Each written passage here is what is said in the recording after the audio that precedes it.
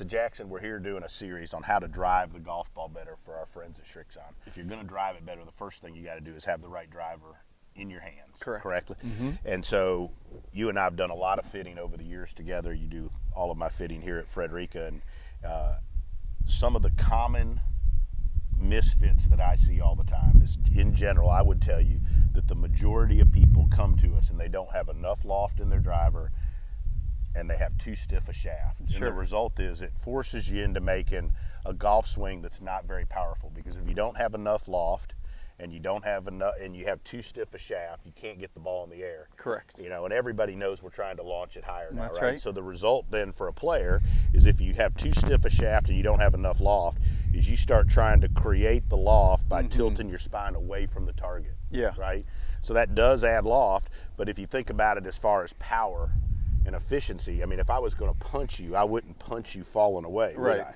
Right? I would rear back and I would drive through. And the only way to really wind up and drive through the ball and get it in the air is if you have enough loft and you have a shaft that's going to create the right amount of spin in order to keep the ball in the air. Absolutely.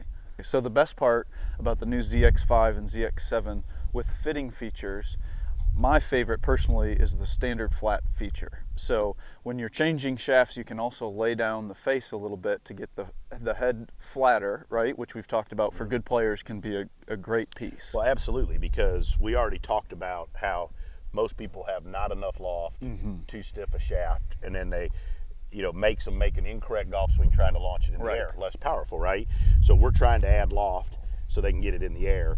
Well, a lot of times, or most of the time, when you add loft for a player, it makes the face look closed, right? And I don't know any good player that likes the face to look closed, right? But if you have the flat feature like they do here on the ZX7 and the ZX5, you can lay the head down to where it comes out flatter and the face is then square looking to even open, which all really good players want. They want a driver that looks like it's not going to overhook. So I think it's a fantastic feature. Right. You can also use that feature with the weights. The ZX5 has one weight, the ZX7 has two weights that you can adjust, so you can play with the launch preferences and get the player in front of you dialed.